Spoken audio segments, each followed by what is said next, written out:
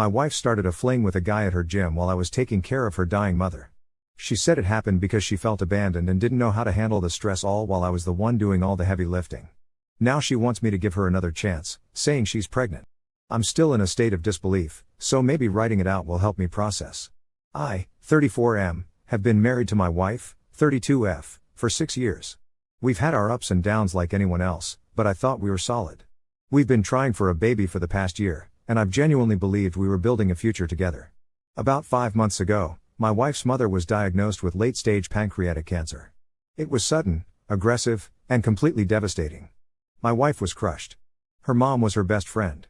Since my wife works in marketing and had a huge campaign launching at the time, I offered to take time off work to care for her mom. I'm a freelancer, so I could afford the flexibility. For nearly 6 weeks, I was with her mom every day, driving her to appointments, helping with meds, cooking, cleaning, doing whatever I could while my wife stayed in the city to work and visit on weekends.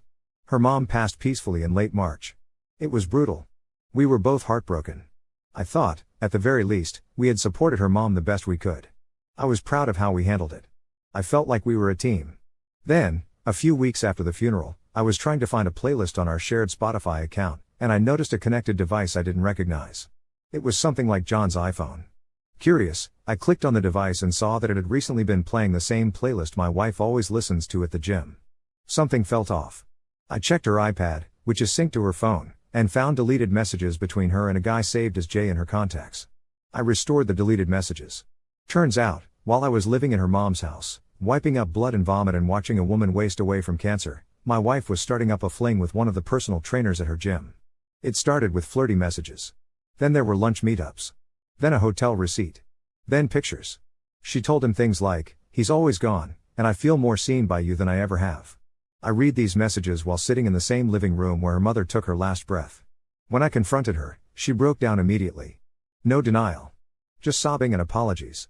She said she didn't know how to handle the grief and the stress, and that she felt like I was more her mom's husband than hers during that time. She said she made a horrible mistake, that she felt abandoned, that she didn't know how to process anything and made it worse by turning to someone else for comfort. I haven't spoken to her in 2 days. I've been staying with my brother. My phone is full of texts from her begging me to talk. Her sister called me and told me she's been nonstop crying, and that I shouldn't let one mistake destroy something good. But it wasn't one mistake. It was dozens of choices.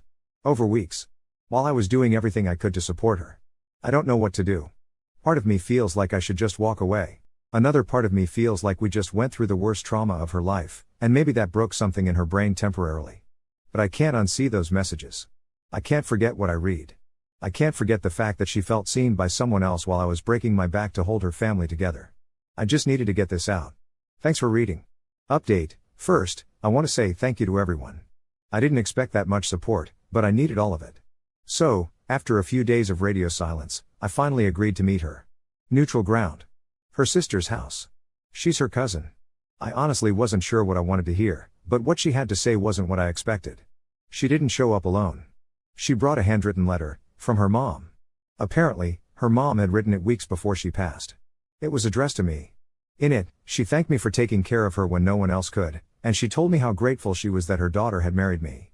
She said something that gutted me: "You were the son I never had. Please take care of my daughter once I'm gone." That letter absolutely wrecked me. And I think she knew it would. Then came the tears. My wife completely broke down. Like snot, shaking, can't breathe, crying. She told me she'd ended things with the trainer the same week her mom died and had been trying to erase it ever since.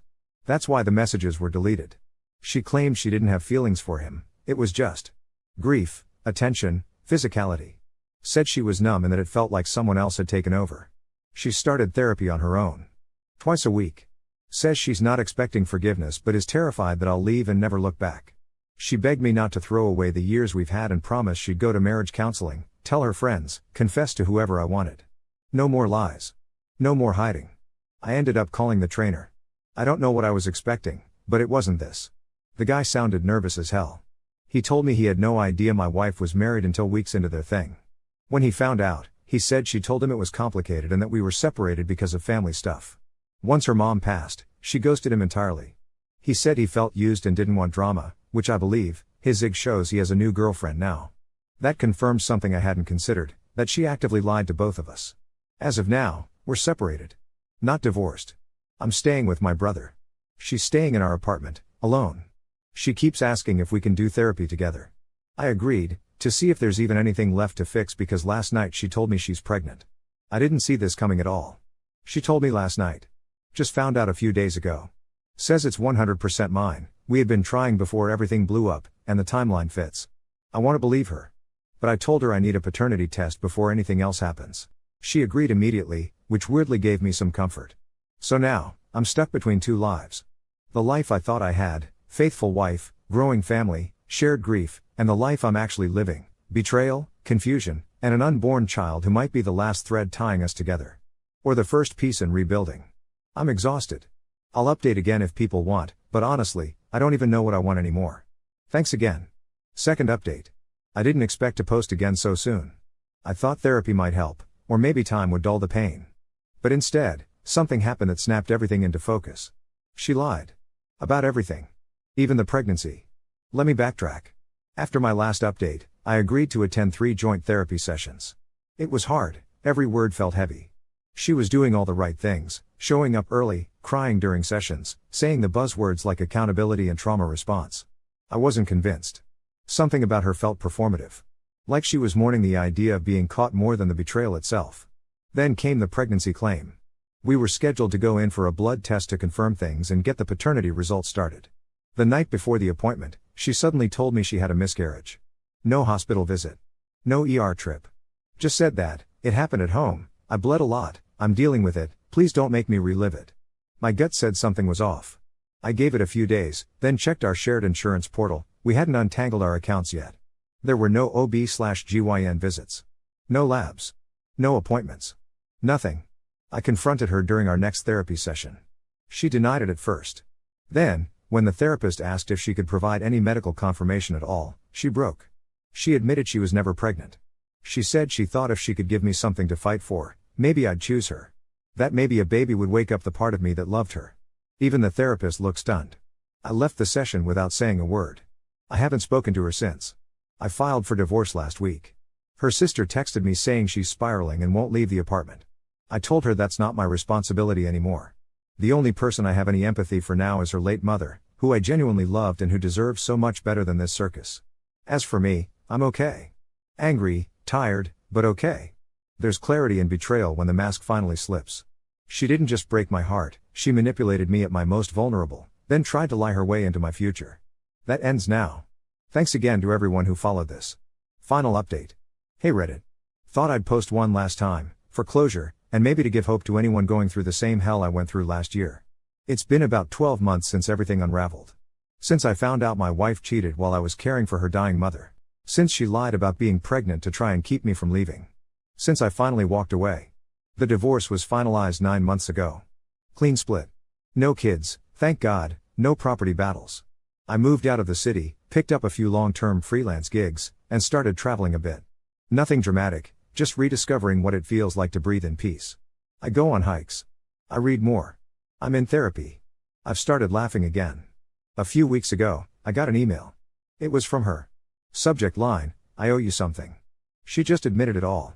That she'd felt broken long before her mom got sick. That the affair wasn't just grief, it was escapism, entitlement, weakness.